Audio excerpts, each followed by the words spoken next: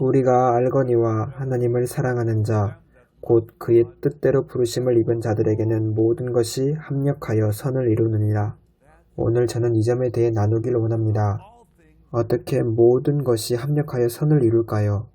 여러분이 모두 좋아하실 것입니다. 저는 여러분들이 제가 어제 전한 말씀, 즉 삶의 모든 시련과 고난이 무효화되는 그 순간에 관해 전했습니다. 그것을 다 이미 시청하셨기를 원합니다. 우리가 주님을 볼 때 그 일이 일어날 것입니다. 제가 전에 알려줬던 그 찬양 가사를 기억하십니까? 우리가 예수님을 볼 때 삶의 시련은 매우 작게 보일 것이고 우리가 예수님의 그 얼굴을 잠깐 볼 때 모든 삶의 슬픔들이 지워질 것입니다. 우리가 그리스도를 볼 때까지 우리의 경주를 담대하게 합시다. 오늘 저와 함께 해주셔서 감사합니다. 그리고 저의 가족이 되어주셔서 감사합니다. 놀라우신 예수님, 오늘 우리에게 다시 보여주실 것에 대해 감사를 드립니다. 주님께 모든 찬양을 드립니다. 예수님 이름으로 기도합니다. 아멘.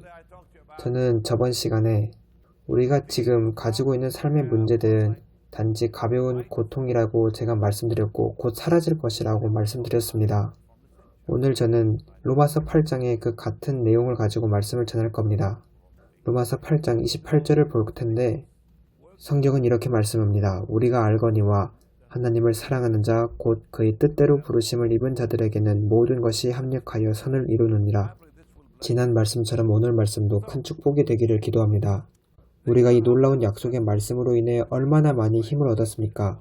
이 말씀을 통해 얼마나 많은 위로를 받았는지 생각해 보세요. 지금 현재 발생하고 있는 일이 이해가 되지 않을지라도 저는 이것이 합력하여 선을 이룰 것을 믿습니다.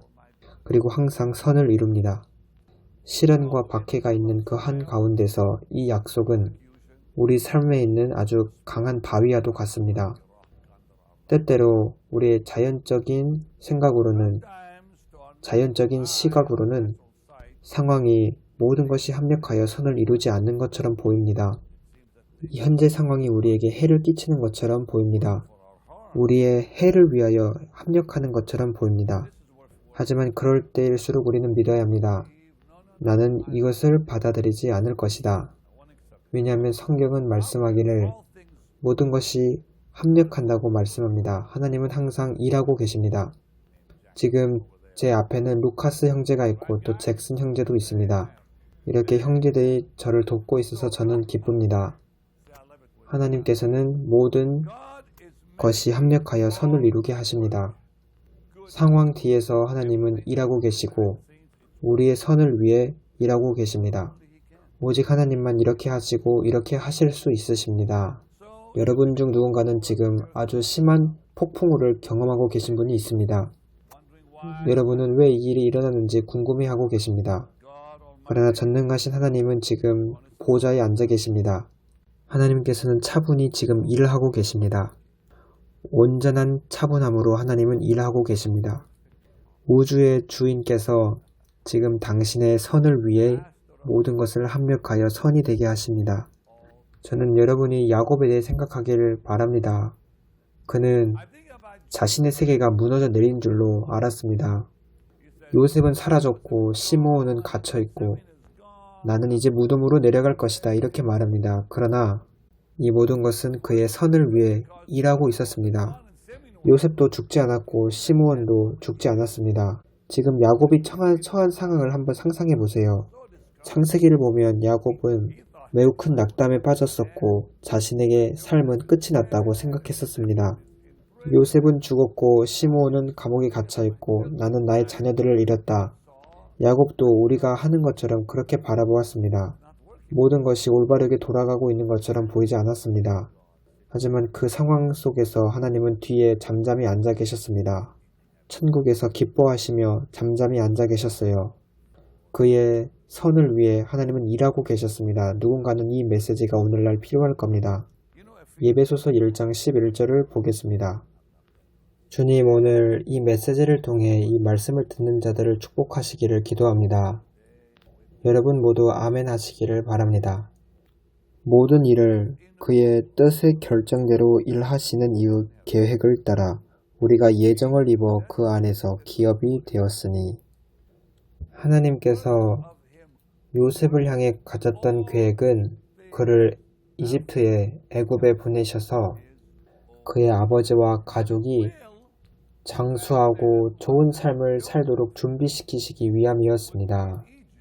그 앞으로 다가올 기근에 의해 그 야곱의 가족이 망하게 되는 것을 원하지 않으셨기 때문입니다. 그러나 그가 처음 애굽에 팔려갔을 때 상황은 좋지 않았습니다. 그는 모든 상황이 자신의 해를 위해 일하고 있다고 생각했을 겁니다. 그러나 그에게 일어난 일을 생각해 보세요. 하나님께서는 요셉의 선과 그의 아버지 야곱의 선과 그리고 그의 가족의 선을 위해 일하고 계셨습니다. 요셉이 애굽에 가지 않았더라면 이스라엘의 가족은 말 그대로 다 죽었을 겁니다. 왜냐하면 기근이 매우 심각했기 때문입니다. 이 이야기를 한번 생각해 보십시오. 하나님께서는 상황 뒤에서 일하고 계시며 모든 것은 괜찮습니다. 잘 되어가고 있습니다. 그리고 하나님께서는 어떻게 야곱의 가족들을 애굽 땅에서 번영시키시고 살아남게 하시고 성장시키셨는지 생각해 보세요. 하나님은 기근을 보내시지 않으셨습니다. 그는 단지 기근을 사용하셨습니다. 하나님은 당신의 그 문제를 보내시지 않으셨습니다. 단지 그 문제를 사용하실 것입니다. 계속 말씀을 이어나가겠습니다. 여러분들에게 말씀드릴 것이 매우 많습니다. 여러분은 지금 폭풍우를 통과하고 계시지만 하나님께서는 천국에서 차분히 당신을 위해 모든 것을 협력하여 선을 이루고 계십니다. 그는 우주의 주인입니다.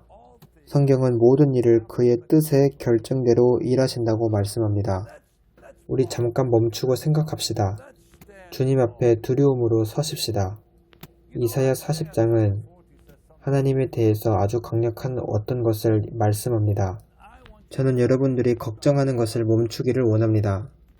걱정을 멈추시고 이렇게 말씀하시는 하나님 앞에 경외함으로 서십시오. 그의 앞에는 모든 열방이 아무것도 아니라 그는 그들을 없는 것 같이 빈 것 같이 여기시느니라. 이 말씀이 의미하는 바는 당신의 문제는 이것만도 못하다는 것입니다. 당신의 문제는 아무것도 아닙니다. 제가 예전에 아주 어려운 시련들을 겪고 있을 때 락사 한발드 목사님을 찾아가서 불평하곤 했습니다. 수년 전의 일입니다. 그는 저에게 당신의 손을 보여주세요 하고 말하면서 손에 못자국도 없는데 왜 이렇게 불평하냐고 저에게 말씀하셨습니다. 저는 지금 제 삶을 되돌아봅니다. 주님께서는 저의 선을 위해 모든 것을 합력하여 선을 이루셨습니다. 그 당시 저는 이것을 제대로 보진 못했습니다. 사람들이 저를 악하게 공격했고 저에 대해 거짓말했고 거짓으로 비난했습니다. 이것이 다 우리 삶의 일부입니다. 하나님은 이 모든 것을 우리를 위해 좋게 사용하십니다. 이것이 성경이 말씀하는 바이고 우리는 이것을 믿어야 할 필요가 있습니다. 주님 앞에 경외함으로 서시고 주님을 흠모함으로 서십시오. 그분은 영원히 거하시는 분입니다. 하나님은 모든 것을 다스리십니다. 그의 앞에는 열방이 아무것도 아니라 그는 그들을 없는 것 같이 빈 것 같이 여기시느니라.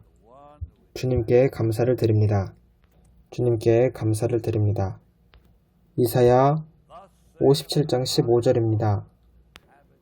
지극히 존귀하며 영원히 거하시며 거룩하다 이름하는 이가 이와 같이 말씀하시되 내가 높고 거룩한 곳에 있으며 또한 통회하고 마음이 겸손한 자와 함께 있나니 이는 겸손한 자의 영을 소생시키며 통회하는 자의 마음을 소생시키려 함이라.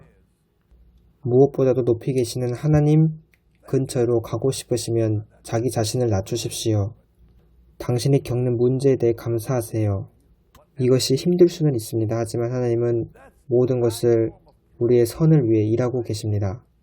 우리 주위에 있는 상황이 왜 이렇게 발생하는지 이해가 되지 않을 때 찬송하는 것은 정말 수준 높은 찬양입니다. 우리는 모든 것에 대해서 하나님을 찬양합니다. 하나님의 사람이 수년 전에 저에게 말했습니다. 베니, 당신이 상황이 좋을 때 하나님을 찬송하는 것은 하나님께는 아무 의미가 없다. 하지만 주위의 문제로 가득한데 주님을 찬양한다면 하나님은 그 찬양을 매우 사랑하신다. 왜냐하면 하나님은 당신이 그를 신뢰하는 것을 보시기 때문입니다. 다윗이 시글락에 갔을 때 그는 주님을 찬양하기 시작했습니다. 그는 그의 하나님 여호와 안에서 자기 자신에게 힘을 불어넣었습니다. 아말렉 사람들이 와서 부하들의 모든 가족과 재산을 훔쳐가고 시글락을 불태워버렸습니다. 그래서 그들은 다윗을 죽이려 했습니다. 왜냐하면 그들은 매우 큰 고통에 빠져 있었고 자신의 처자들이 포로로 잡혀갔기 때문입니다. 하지만 다윗은 그의 하나님 여호와를 힘입고 용기를 얻었습니다. 그는 느껴지는 것이 안 좋아도 주님을 찬양했습니다. 모든 것을 협력하여 선을 이루시는 하나님이십니다. 그리고 우리 감정에 대해서도 생각해 봐야 합니다. 그 하나님의 사람은 저에게 당신이 느끼기 때문에 찬양한다면 그것은 하나님께 어떤 의미도 없다. 당신이 느껴지지 않아도 하나님을 찬양하면 그것은 하나님께 어떠한 의미가 있다. 우리가 느껴지지 않아도 하나님을 찬양할 때 이것은 찬양의 제사가 됩니다. 당신이 만약 느끼기 때문에 찬송한다면 그것은 희생 제사가 아닙니다. 어떤 느낌이 없어도 하나님을 찬양할 때 이것이 찬양의 제사입니다. 하나님은 그 찬양을 매우 기뻐하십니다. 감사로 제사를 드리는 자가 나를 영화롭게 하나니 그의 행위를 옳게 하는 자에게 내가 하나님의 구원을 보이리라. 당신이 주님을 찬양할 때 그는 모든 문제를 해결하실 겁니다. 찬양에는 능력이 있습니다. 이제 창조물을 한번 봅시다. 하나님이 지으신 창조물들도 서로 협력하고 있습니다. 이것은 마치 아름다운 완벽한 콘서트와도 같습니다. 심지어 동물들도 그러합니다. 바다에 있는 동물들을 생각해 보세요. 그들은 성경적으로 정결한 짐승이 아닐지라도 바다를 깨끗하게 합니다. 우리를 위해 바다를 청소하고 있습니다. 그래서 우리는 생선을 먹을 수 있는 겁니다. 이런 창조물들을 생각해 보시길 바랍니다. 최근에 연어에 관한 다큐멘터리를 보았습니다. 연어는 자신들이 태어났던 곳으로 되돌아가려는 본성이 있습니다. 거기서 그들의 몸이 죽을 때 그들의 시체는 그 땅의 영양분이 됩니다. 이렇게 모든 것이 합력하여 일을 합니다. 심지어 죽음도 마찬가지입니다. 연어의 죽음으로 서부 해안에 있는 나무들이 성장합니다. 그 나무는 아주 무럭무럭 자랍니다. 이런 점을 알고 계셨습니까? 캐나다 밴쿠버 근처에 있는 미국 북서부 지역 시애틀에서 연어는 강을 거슬러 올라갑니다.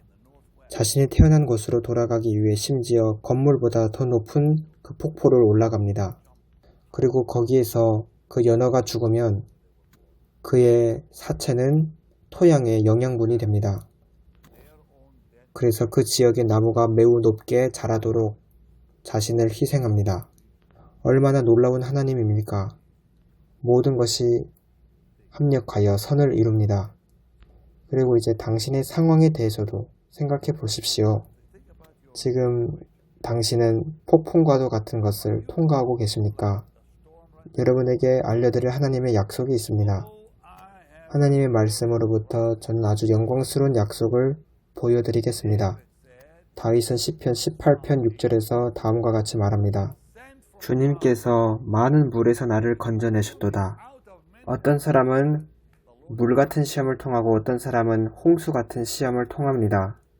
또 어떤 사람은 불 같은 시험을 통합니다. 그러나 우리는 모두 예수님의 피를 통해 건짐을 받습니다. 어떤 사람은 큰 슬픔을 겪어도 하나님께서는 그 어두운 시기에도 우리에게 노래를 주십니다. 그래서 여러분이 이런 시련들을 겪고 계신다면 이 메시지가 필요할 것입니다. 모든 것이 합력하여 선을 이룰 것입니다. 여러분에게 약속드립니다. 여러분께 약속합니다. 왜냐하면 이 모든 것은 우리의 상속과 유산으로 우리를 인도하기 때문입니다. 이 때문에 로마서 8장 18절에서 바울이 이렇게 기록한 것입니다. 바울은 하나님께서 통치하시고 통제하신다는 것을 알았습니다. 바로 이 우주의 하나님의 손안에 모든 것이 이루어진다는 것을 알고 있었습니다. 또 두 번째로 바울은 하나님께서는 우리의 선을 원하신다는 것을 알고 있었습니다. 하나님의 뜻은 좋은 것입니다. 하나님께서는 우리에게 좋은 뜻을 가지고 계십니다. 좋으신 하나님이라는 찬양이 있습니다. 여러분 모두 기억하십니까? 좋으신 하나님, 참 좋으신 나의 하나님. 맞습니다. 하나님은 좋으신 하나님이시며 좋은 일이 발생할 것입니다. 어떤 좋은 일이 여러분에게 일어날 것입니다. 오럴 로버츠 목사님은 그의 방송을 시작하실 때 항상 이러한 말로 시작하셨습니다. 어떤 좋은 일이 당신에게 일어날 것입니다. 그 방송 초반부에는 항상 이 찬양이 흘러나왔습니다. 좋은 일이 당신에게 일어날 것입니다. 여러분은 이 메시지를 받아들이시길 바랍니다. 바로 오늘 좋은 일이 여러분에게 일어날 것입니다. 어떤 좋은 일이 여러분에게 일어날 것입니다. 왜냐하면 나사렛 예수님께서 당신의 곁을 지나가실 것이기 때문입니다. 그리고 바울은 알았는데 그것은 하나님의 허락이 없으면 마귀는 당신의 머리카락 한 가닥도 만질 수 없다는 것입니다. 제가 여러분들에게 한 가지 사진을 보여드리겠습니다. 이것은 제가 비행기 사고를 겪었을 때 찍은 장면입니다. 이 부서진 비행기를 보십시오. 저는 이 비행기 안에 있었습니다. 여러분이 지금 보고 계시는 그 비행기를 저는 타고 있었습니다. 이 비행기는 1983년 에이번 파크라는 곳에서 플로리다에 있는데 거기서 추락했습니다. 총 6명이 탔는데 이 6명 모두 거기서 살아나왔습니다. 제 몸에는 어떠한 흉터도 없었습니다. 이 일이 일어났을 때 저는 이것 또한 하나님이 저에게 좋은 것을 위해서 일하고 계신 것이다 라고 생각하지는 못했습니다. 저는 나중에 얼마나 하나님이 강력한 분인지 알게 되었습니다. 저는 하나님의 부르심을 받았기 때문에, 소명을 받았기 때문에 하나님이 저를 구원하실 것이라고 알았습니다. 왜냐하면 말씀에 하나님을 사랑하는 자 곧 그의 뜻대로 부르심을 입은 자들에게는 모든 것이 합력하여 선을 이룬다고 말씀하기 때문입니다. 만약 하나님이 당신을 부르셨으면 어떠한 마귀도 당신을 만질 수 없습니다. 하나님은 이 부르심으로만 일하시는 것이 아니라 또 그분의 의지를 따라 일하십니다. 그래서 이거는 선택에 관한 것입니다. 그렇지 않습니까? 모든 일은 단 하나의 영원한 목적을 위해서 일어납니다. 그 영원한 목적은 바로 우리가 예수님의 형상으로 변화받는 것입니다.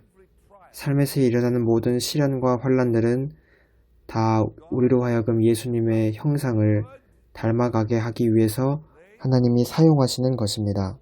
모든 고난과 고통, 슬픔, 그리고 사랑하는 자를 잃는 것, 그리고 우리의 질병, 이 모든 것은 단 한 가지의 목적을 위해 일합니다.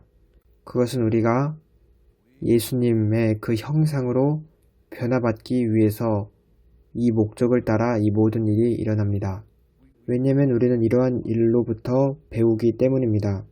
그 속에서 일하시는 하나님의 손을 우리는 봅니다. 수년 전에 저는 멕시코에서 휠체어를 타고 있는 한 여성을 위해 기도해 주러 간 적이 있습니다. 그녀의 몸에는 온몸에 종양이 퍼져 있었습니다. 제가 그녀를 위해 기도하러 갔을 때 그녀가 말하기를, 목사님, 그녀는 울면서 이렇게 말했습니다. 저는 저의 치료를 받기를 원하지 않습니다. 왜냐하면 저는 질병 중에 예수님의 임재를 찾았기 때문입니다. 제가 만약 치료를 받는다면 예수님의 임재를 잃어버릴 것 같습니다. 그때 저는 그녀 앞에 무릎을 꿇고 저를 위해 기도해 주세요라고 말했습니다. 그녀는 온몸에 종양이 퍼져 있었는데 저에게 손을 얹고 휠체어에서 기도하기 시작했습니다. 저는 그때 예수님의 하나님의 임재를 느꼈습니다. 그녀가 기도해 줄 때 저는 영광스러운 하나님의 임재를 느꼈습니다. 그 멕시코 시티에서 일어난 일을 절대 잊을 수 없습니다. 그녀는 울면서 목사님 저를 위해 기도하지 마세요. 저는 저의 질병 안에서 하나님의 임재를 찾았습니다. 심지어 그녀의 질병이 예수님의 임재를 나타낸 것입니다. 이렇게 하나님을 사랑하는 자들에게는 모든 것이 합력하여 선을 이룹니다. 그러나 하나님을 미워하는 자들에게는 합력하여 선을 이루지 않습니다. 불신자들에게는 적용되지 않습니다. 만약 사람이 예수님을 사랑하지 않으면서 이 약속의 말씀을 계속 반복해서 말한다고 해서 그것이 이루어지는 것이 아닙니다. 예수님을 사랑하는 것은 여기서 정말 중요한 열쇠입니다. 왜냐하면 하나님을 사랑하는 자들에게라고 말씀하기 때문입니다. 그리고 또 부르심을 입은 자들이라고 말씀합니다. 저는 예수님을 사랑합니다.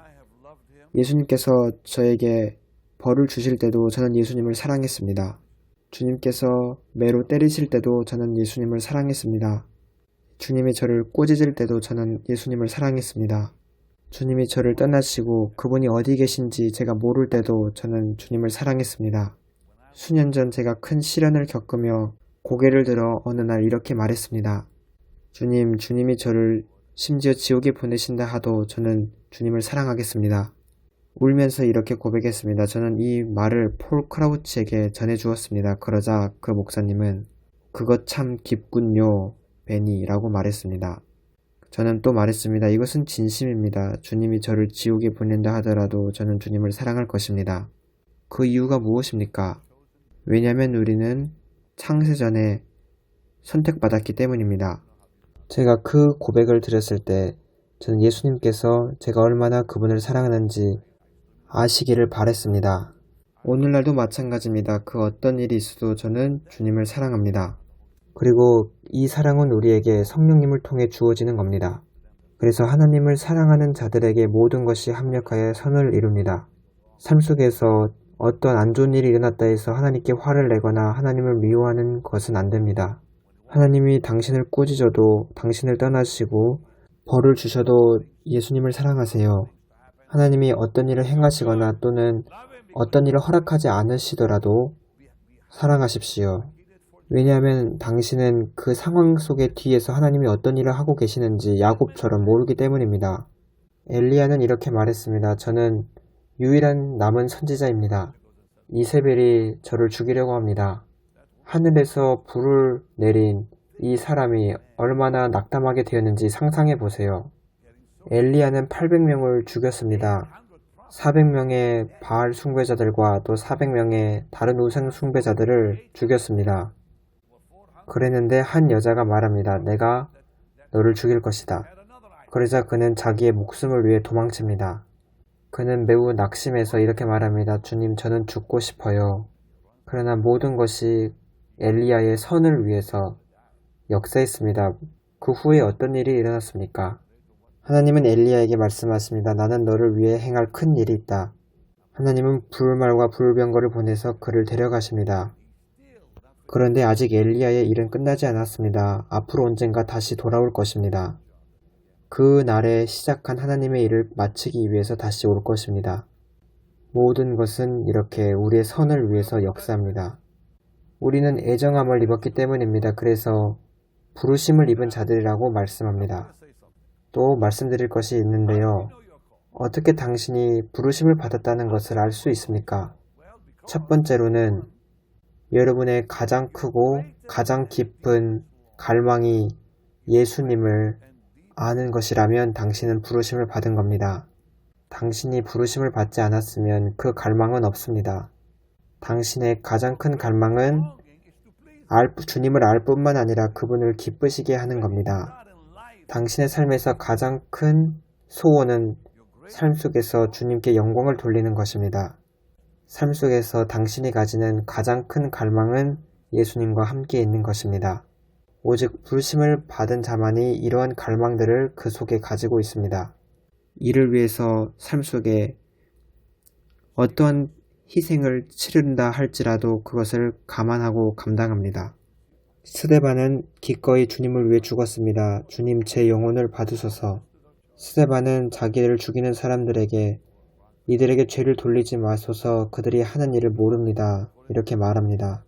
모든 것이 합력하여 선을 이루는데 그것은 첫 번째로 주님을 사랑하는 자들에게, 두 번째로 주님의 부르심을 받은 자들입니다. 그런데 그의 뜻대로라고 말씀합니다. 디모데후서 1장 9절을 보겠습니다. 여기서 하나님께서는 우리 모두 속에서 일하신다는 것을 아주 분명하게 말씀합니다. 예수님께 찬양을 드립니다. 하나님이 우리를 구원하사 거룩하신 소명으로 부르심은 우리의 행위대로 하심이 아니요 오직 자기의 뜻과 영원 전부터 그리스도 예수 안에서 우리에게 주신 은혜대로 하심이라. 이것이 무슨 의미입니까? 우리로 하여금 그분의 아들의 형상으로 변화받게 하시기 위하여 우리를 부르신 겁니다. 이것이 모든 목적입니다. 우리가 겪는 모든 문제 속에서 우리는 이 영원한 하나님의 목적을 보아야 할 필요가 있습니다. 주께서 심지가 견고한 자를 평강하고 평강하도록 지키시리니 이는 그가 주를 신뢰함이니이다. 하나님의 목적이 무엇입니까? 제가 아까 여러분에게 읽어드렸습니다. 하나님의 목적은 우리가 그분의 아들의 형상으로 변화받기 원하는 것이 하나님의 목적입니다. 이것이 모든 것이고 이것이 모든 성경의 이야기입니다. 여러분이 겪는, 여러분이 통과하는 모든 것들 다 여러분이 주님의 형상으로 변화받게 하기 위해서 일어납니다. 제가 저번 방송에서 삶에서 우리가 겪는 가벼운 고통들은 한순간이라고 했습니다. 이런 것들은 지나가는 그림자와 같습니다. 삶의 모든 문제들은 지나가는 그림자와 같습니다. 왜냐하면 하나님께서 당신을 위해서, 선을 위해서 차분하게 모든 일을 하고 계시기 때문입니다. 여러분들이 이 사실을 믿기를 원합니다. 저도 믿습니다. 저의 삶을 위해서도 저도 이렇게 믿습니다. 제가 저의 삶을 되돌아볼 때 모든 것은 하나님의 애정 안에 있었다는 것을 보게 됩니다. 제가 만난 모든 사람들, 그들을 통해 지금의 제가 있습니다. 저는 마리 필립스라는 여성을 만났습니다. 저는 그녀를 통해 타미 리드를 만났습니다. 저는 타미 리드를 통해 론 하우스를 만났습니다. 그 사람을 통해 저는 로이 할든, 저의 장인을 만났습니다. 그분을 통해 저의 아내를 만났고 그 후 올랜도에서 목회를 하고 신유 집회가 시작되었습니다. 제가 만난 모든 사람들은 저를 저의 운명의 다음 단계로 인도했습니다. 항상 쉬운 일만 있었던 건 아닙니다. 어떤 일들은 하나씩 하나씩 보면 좋지 않아 보입니다. 그러나 하나님은 이 각각의 것들을 통해 우리의 선을 위해서 역사하십니다. 그 비행기 추락 사고는 저에게 좋아 보이지 않았습니다. 저희 아버지는 1982년에 돌아가셨습니다. 아버지의 시체가 관에 들어가기 전에 우리에게는 넥타이가 없었습니다. 그래서 장례를 준비하는 분이 저의 넥타이가 필요하다 해서 그것으로 아버지의 시체에 넥타이를 달아드렸습니다. 그리고 나서 아버지의 그 관이 무덤 속으로 내려가는 것을 제가 보고 있을 때 일어서 있는데 갑자기 어떤 손이 저의 목을 조르는 것을 느낄 수 있었습니다. 저의 목을 누군가가 조이고 있었으며 저는 마귀의 음성을 이제 들을 수 있었습니다. 지금으로부터 1년 후에 너도 죽게 될 것이다. 저는 그 음성을 듣자마자 아주 큰 소리를 내기 시작했습니다. 그 주위에 수백 명의 사람들이 있었는데 저는 마귀야, 너는 거짓말쟁이야 라고 큰 소리로 말했습니다. 그래서 모두 놀라 저를 쳐다보았습니다. 그리고 1년 후에 이 비행기 사고가 일어난 것입니다. 마귀는 저를 죽이겠다고 그 1년 전에 말했습니다. 이 비행기를 타고 가던 중 이제 비행기에 연료가 남아있지 않다는 말을 제가 듣게 되었습니다. 비행기는 상공 33,000m에 떠 있었고 엔진이 멈췄습니다. 근데 저는 갑자기 영안에서 웃기 시작했고 오늘날까지 왜 웃었는지 모릅니다. 거룩한 웃음이 임한 것입니다. 그리고 비행기는 막 구르기 시작했습니다. 비행기가 나무를 밟고 추락하면서 떼굴떼굴 구르기 시작했는데 저는 영안에서 웃기 시작했습니다. 그리고 저는 여러분이 지금 보고 있는 이 비행기에서 추락한 다음에 빠져나왔습니다. 여기 보면 비행기 전면부가 완전히 박살난 것을 볼 수 있습니다. 비행기 조종사의 몸은 반쯤 밖으로 빠져나와 있었고 제가 먼저 나와서 그 사람을 꺼냈습니다. 그리고 저의 아내를 구출했고 나머지 남은 4명도 다 살아나왔습니다. 저의 몸에는 어떠한 상처도 남지 않았습니다. 저는 이 비행기에서 빠져나와 계속 웃으면서 돌아다녔습니다. 그리고 저는 말했습니다. 주님께서는 마귀가 원하는 것이 이루어지도록 허락하지 않으셨습니다. 저는 이 사건을 통해 전능하신 하나님으로부터 많은 것을 배웠습니다. 만약 여러분이 하나님을 사랑한다면, 만약 당신이 정말 부르심을 받았으면 마귀는 당신을 만질 수가 없습니다. 저는 여러분이 어떤 상황인지 어떤 걸 통과하고 계시는지는 잘 모릅니다. 그런데 그 문제는 당신을 만질 수가 없을 겁니다. 손을 들고 말하세요. 그것은 나를 만질 수 없다. 당신은 하나님을 사랑하고 또 하나님께 부르심을 받았기 때문에 하나님은 모든 것을 합력하여 선을 이루십니다. 하나님께서 당신의 삶에 그분의 계획을 성취하실 겁니다. 주님, 이들이 통과하는 모든 것이 그들의 유익을 위한 것임을 알게 하소서. 아버지께 모든 영광과 존귀와 찬양을 드립니다.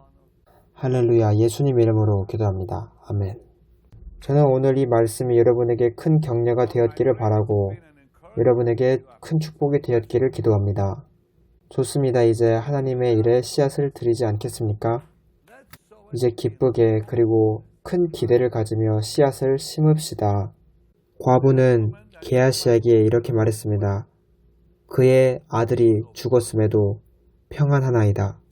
그녀는 모든 것이 자신의 유익을 위해 하나님이 일하실 것을 믿었기 때문에 평안하고 모든 것이 잘 되어가고 있다고 믿은 것입니다. 그리고 그 후에 그 아이는 살아나고 나중에 이 아이는 악한 왕에게 하나님을 위한 증거로서 쓰임받습니다.